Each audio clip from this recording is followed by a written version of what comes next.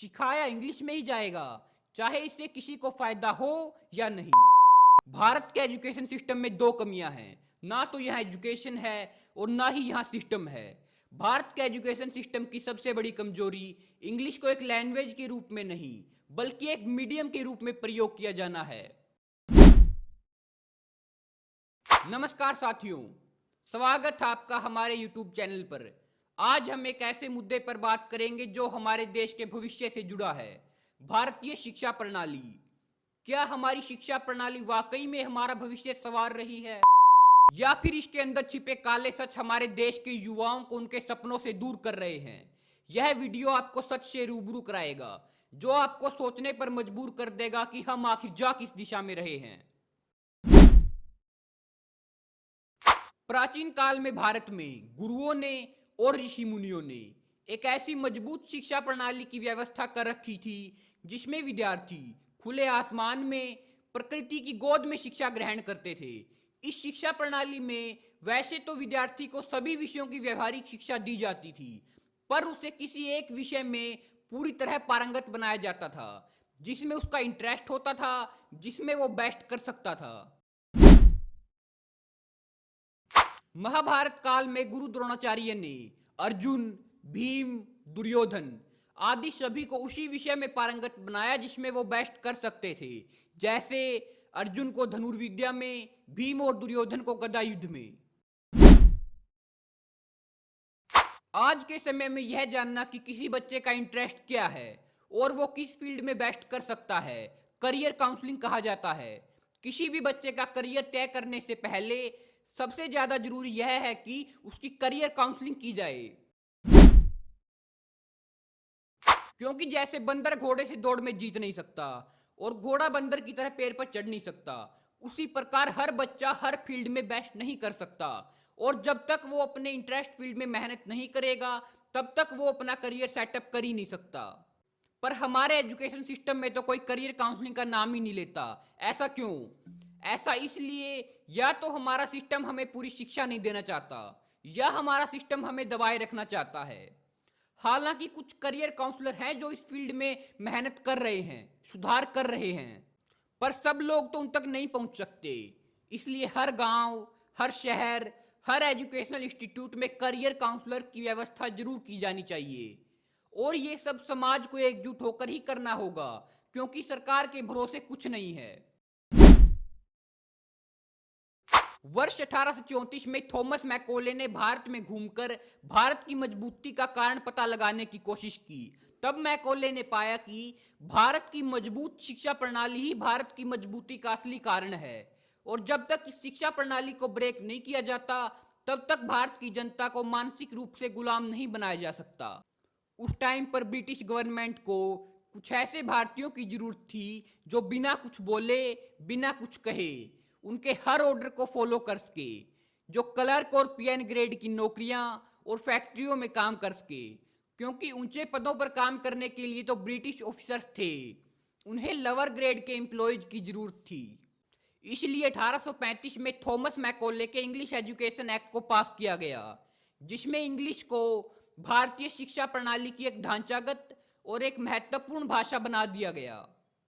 इस education system का उद्देश्य भारतीयों को मानसिक रूप से कमजोर करना और उन्हें एक गुलाम की मानसिकता के रूप में तैयार करना था, ताकि बच्चों को शुरू से ही अंग्रेजों की गुलामी करने के लिए तैयार किया जा सके, जैसा कि आज भी किया जा रहा है, बस थोड़े बहुत बदलाव कर दिए गए हैं।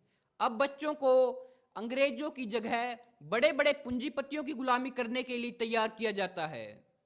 हमारे एजुकेशन सिस्टम में इस बात पर जोर दिया जाता है कि कैसे भी बच्चा एग्जाम में पास हो जाए।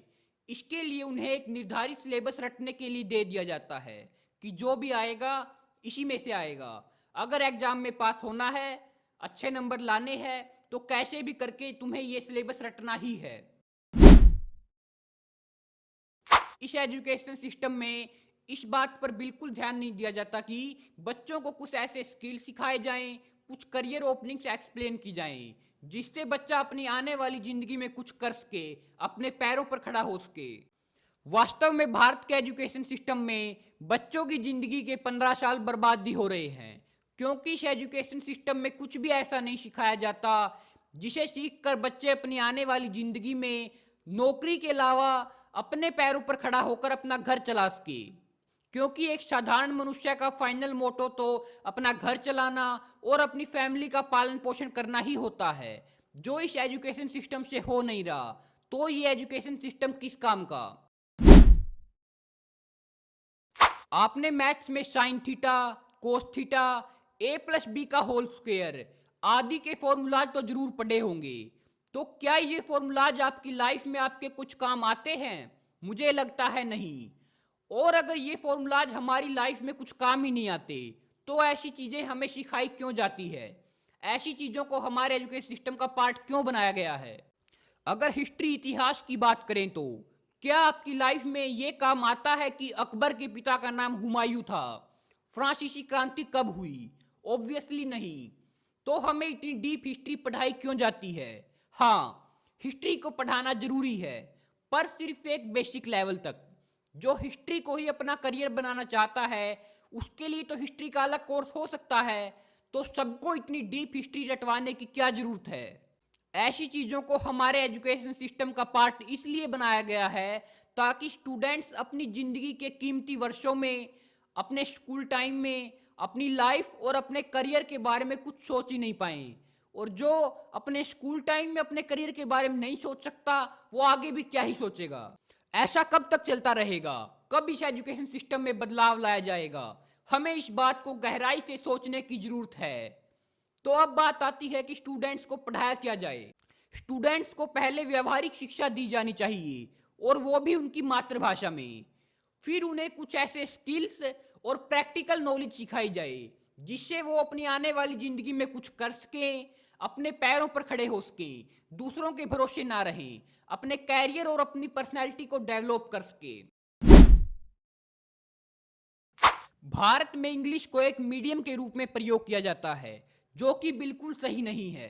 क्योंकि एक अटल सत्य है, जो नॉलेज व्यक्ति अपनी भाषा में सीख सकता है वह दूसरी भाषा में बिल्कुल नहीं। अगर आप एक अंग्रेज से कहें कि वो भारत के हिंदी के एग्जाम में पास होकर दिखाए तो वो ऑब्वियसली ऐसा नहीं कर पाएगा। तो हम उनकी लैंग्वेज के पीछे क्यों पड़े हैं? इसका कारण यह है कि या तो हम आज भी तथाकथित आज़ादी के 78 साल बाद भी अंग्रेजों की अंग्रेजियत को छोड़ नहीं पाए हैं, या फिर हम पूरी तरह आज़ाद ही नहीं हैं। भारत को आगे बढ़ाने के लिए, भारत के बच्चों के कैरियर के लिए हमें इस इंग्लिश लैंग्वेज को छोड़ना ही होगा। हाँ, इंग्लिश को सीखना जरूरी है, पर सिर्फ एक भाषा के रूप में, एक मीडियम के रूप में नहीं। क्योंकि लगभग आधे स्टूडेंट तो इस मीडियम के चक्कर में फंसकर कुछ सीख ही नहीं पाते हैं। वो इस लैंग्वेज के साथ इंटरेक्ट ही नहीं कर पाते हैं। और जो इस मीडियम के चक्कर से बाहर निकल जाते हैं वो हमारे एजुकेशन सिस्टम के ट्रैप में फंस जाते हैं। मतलब फंसना तो आपको है ही। किसी भी एजुकेशन सिस्टम में फोकस इस बात पर किया जाना चाहिए कि बच्चों को सिखाया जाए, इस पर नहीं कि उन्हें इंग्लिश में सिखाया जाए। पर हमारे देश में इसका एकदम उल्टा है। हमारे देश में इस बात पर फोकस किया जाता है कि सिखाया इंग्लिश में ही जाएगा, चाहे इससे किसी को फायदा हो या नहीं। जापान, चाइना जैसे देशों में उन्हीं की अपनी भाषा में शिक्षा दी जाती है और वो बच्चों को वही सब पढ़ाते हैं जो उनके करियर मेकिंग में हेल्प करे। और आप जापान, चाइना, अमेरिका जैसे देशों की तरक्की से तो भली भांति परिचित हैं। तो ऐसी शिक्षा नीति हमारे देश में क्यों नहीं अपनाई जाती? हमें इस बात को गहराई से सोचना होगा, क्योंकि ये भारत के भविष्य का सवाल है। भारत में पहले सभी बच्चों को साथ लेकर एक कोऑर्डिनेशन के माध्यम से पढ़ाया जाता था, पर ब्रिटिशर्स ने हमारी इस व्यवस्था को भी नहीं छोड़ा था। 1835 के इंग्लिश एजुकेशन एक्ट के तहत बच्चों को यह सिखाया जाने लगा कि आपको पहले नंबर पर रहना है, सबसे ज्यादा नंबर लाने हैं। और अब तो यह हमारे एजुकेशन सिस्टम का एक हिस्सा ही बन गया है।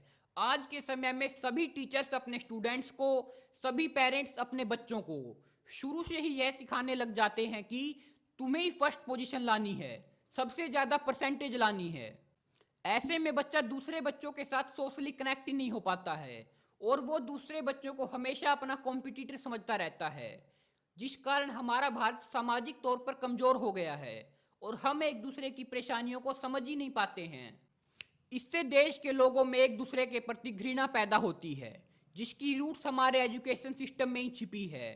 आज के टाइम पर बच्चे 98, 99, 100% तक मार्क्स लेकर आते हैं, पर यह परसेंटेज किस काम की जब बच्चों को सामाजिक और व्यवहारिक ज्ञान ही ना हो। इस first position and high percentage के गेम के कारण समाज में एक दूसरे के प्रति डी कोऑर्डिनेशन विकसित हो गया है। आपको अपने बच्चों को इस first position and high percentage के गेम से बचाकर उन्हें सामाजिकता की नॉलेज देनी होगी, ताकि वो समाज के साथ खुद को कनेक्ट कर अपनी लाइफ में आगे बढ़ सकें। अगर भारत को फिर से समृद्ध बनाना है, दुनिया में वही विशेष पहचान दिलानी है, तो हमें सबसे पहले अपने एजुकेशन सिस्टम को पूरी तरह बदलकर एक नए सिरे से तैयार करना होगा। और ये सब समाज को एकजुट होकर ही करना होगा, जिसमें गवर्नमेंट को महत्वपूर्ण भूमिका निभानी पड़ेगी। आपके बच्चों के भविष्य के लिए आपको जागरूक होना पड़ेगा, एकजुट होना ही पड़ेगा। अगर आप मेरी बातों से सहमत हैं तो वीडियो को लाइक करें, कमेंट में आई एग्री जरूर लिखें। इंडियन एजुकेशन सिस्टम से जुड़े अपने विचारों को कमेंट बॉक्स में जरूर बताएं। हमसे आगे भी जुड़े रहने के लिए हमारे चैनल को जरूर सब्सक्राइब करें। जय हिंद, जय भारत।